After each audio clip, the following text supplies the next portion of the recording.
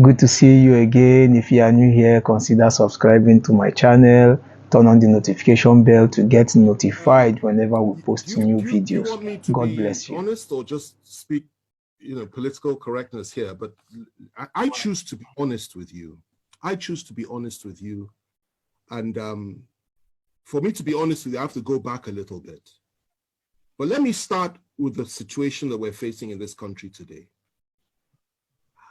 If you believe that those that are in power in Nigeria today would ever contemplate the possibility of giving power to an Igbo man in 2023 or thereafter, then you still haven't fully understood the challenge and the problem that we have in this country today. You need to understand that the mindset of some of these people, not all, some, but those that Buhari represents, that is his own clique within the Fulani ruling class, not all Fulanis, but his own clique, who are in power today. Their mindset is that the most dangerous people in this country and the people that they must suppress more than any other are the people of the Southeast. And you need to understand that before the Civil War, and I need to go back in history because that's a damn good question and it deserves a clear answer, a thorough answer. Let's go back a little bit. Before the Civil War, these same people, he, for example, was active then. And you need to remember the role that they played on the night of July 29th, 1966, when the Northern Officers counter coup took place. And 300 Igbo officers were killed in one night, including an Igbo head of state. He was involved. And many of them that are running this country in that cabal today were involved or supported it. They said it was to pay back for what had happened in January 15th, 1966. Now, after that, what happened? The same people unleashed their people on Igbo civilians in the northern part of this country, and the figure that is often cited is 30,000 were killed. It's not true. Closer to 100,000. Not only were they killed, people, women had their stomachs cut open, and little babies were pulled out and their heads were dashed against the wall. That is what they did then in 1966, before the Civil War. And the Igbos were slaughtered like flies all over the north by these same people. They went rushing back to the east, where they believed they were safe. And the position was this: the leader of the core northern Muslims within the army, Murtala Muhammad, urged Gawan, who was head of state, to march on the east immediately and wipe out the Igbos. Gawan, to his credit, refused to do that and said, no, let's negotiate. And the negotiation started.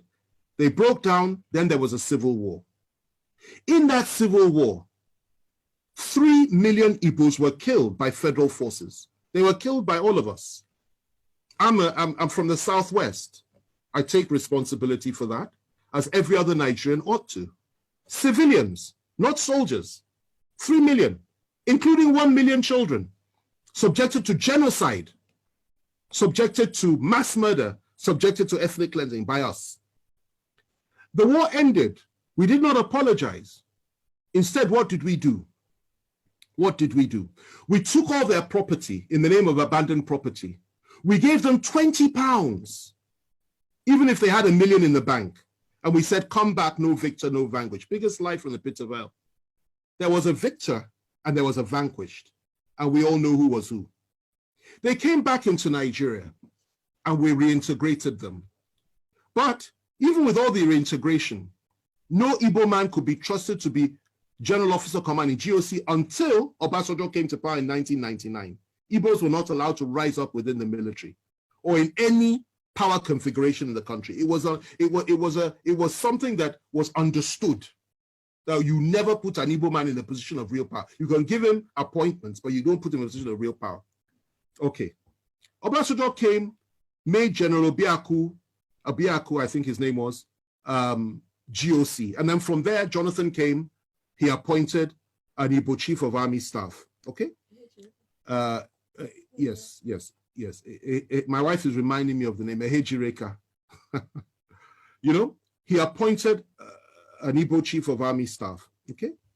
And we thought things would go on that way. There would be a reintegration of the Igbos. And Obasanjo integrated many Igbos, people like Obi-Ezekezili, Andy Uba, so many came in and playing key roles, key positions. We thought things would get better.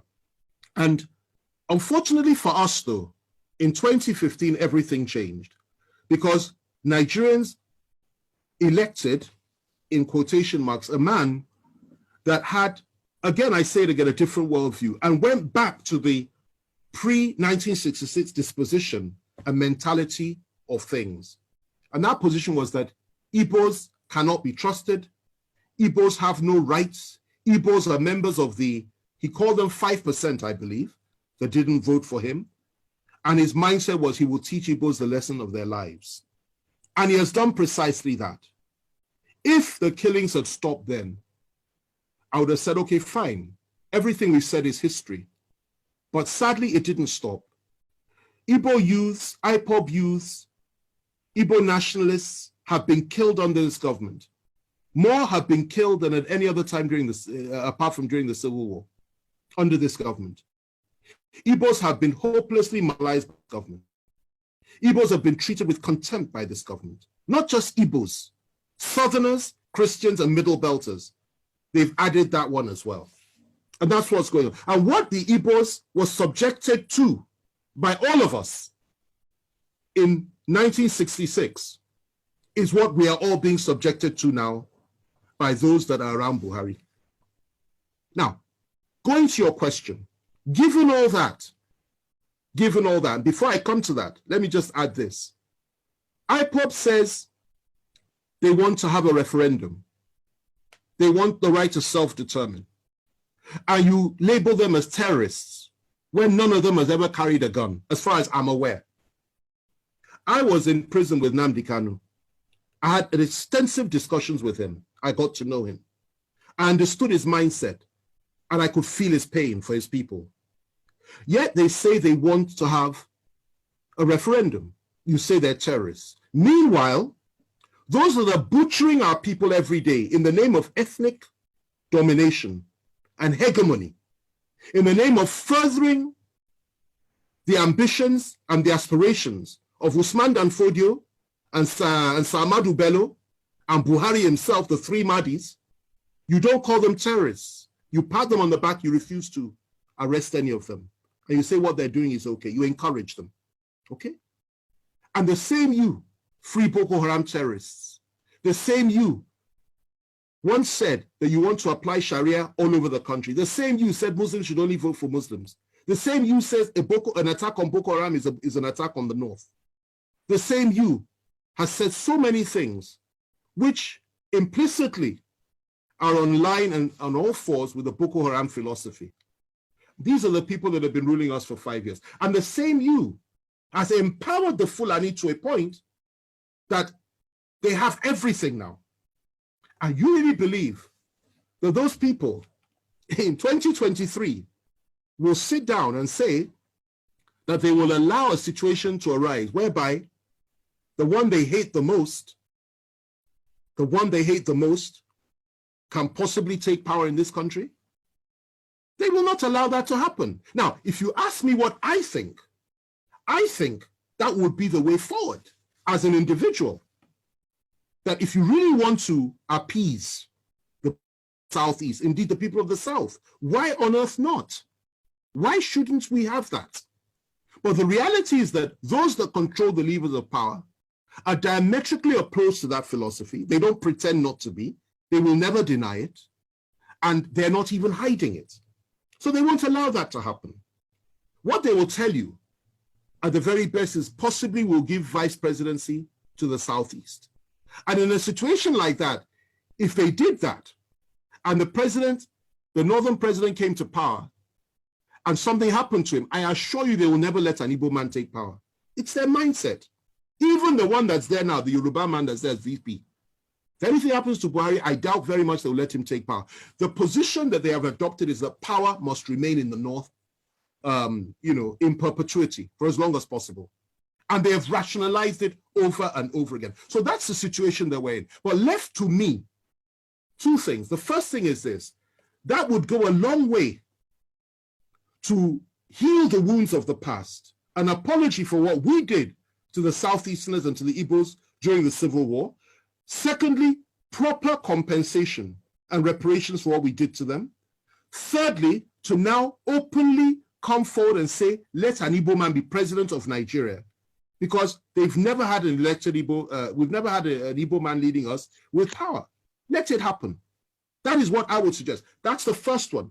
The other one is this: if it is, you can't do that. And if it is that the time for that has passed, because many Igbos will tell you, particularly those that share the philosophy of people like Nnamdi Kanu and even Masop philosophy, they will tell you they're not interested in that anymore. Then the other thing you can do is say, allow them to determine their own future, just as the people of Scotland were allowed to determine theirs, just as Britain, the United Kingdom, was allowed to determine hers when it came to Brexit, just as so many other countries in the world, through a referendum and exercising the right of self-determination. And I think that would make far more sense than to say just give them an Igbo presidency, which you and I know is not likely to happen. Let me end with this, okay? We are approaching 2023. Some in the Southwest, specifically Bola Tinubu, believes that his party will field him. I will tell you this today: he has made the biggest mistake of his life. They will not support him. Their position is to keep the presidency in the North. And even if he manages to clinch the nomination for the APC, they will now shift their support to another party that will field a Northern candidate. Mark what I'm telling you today, because I've been right 9 times out of 10 when it comes to these predictions. I've been right. And I'm telling you, I'll be proved right again. That is the mess that we're in this country. So your aspirations are legitimate. You have every right to have an Igbo president. It will be a good thing for this country, for the people of the East, and indeed for the people of Africa. But those that believe they own Nigeria will not allow it, they will not accept it, and they will not create a level playing field for it. And that's the reality. Thank you for watching this video. Please subscribe. God bless you. Until next time. Bye-bye.